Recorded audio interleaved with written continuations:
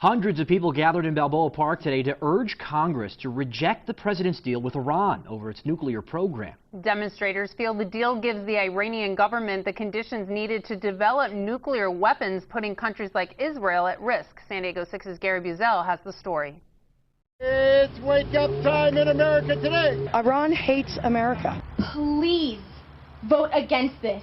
A message from hundreds of people gathered at Balboa Park to the U.S. Congress to vote no deal with Iran. The deal that Obama's Secretary of State has negotiated in Geneva is terrible for the United States security and the security of our closest ally, Israel. President Obama announced in a press conference on July 15th his administration formed an agreement pending congressional approval with Iran. I don't like anything about it.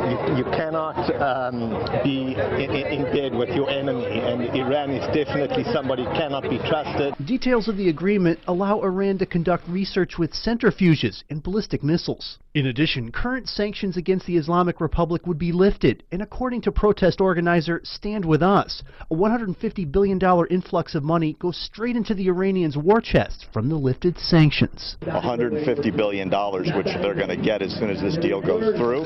Unwinding it is going to take a dozen years. Just hundreds of miles away from Iran is the Jewish nation of Israel, who sits uneasy tonight as that nation looks at Iran as a threat that could get worse. A threat that many Jewish Americans at this protest told me is the same threat to their people as we saw many years ago. Just like when Nazi Germany rose to power in Europe in the early 40s and was ignored by world leaders. Nobody listened when Hitler was promising repeatedly what was going to happen. And as a result, if somebody says they're going to kill you, in the case of Iran, on a weekly basis, believe them. The Iranian agreement will go before a congressional vote within the next 3 months. If Congress can muster a two-thirds majority in the Senate and the House, they'll end up blocking this deal. Reporting from Balboa Park, Gary Buzel, San Diego 6 News.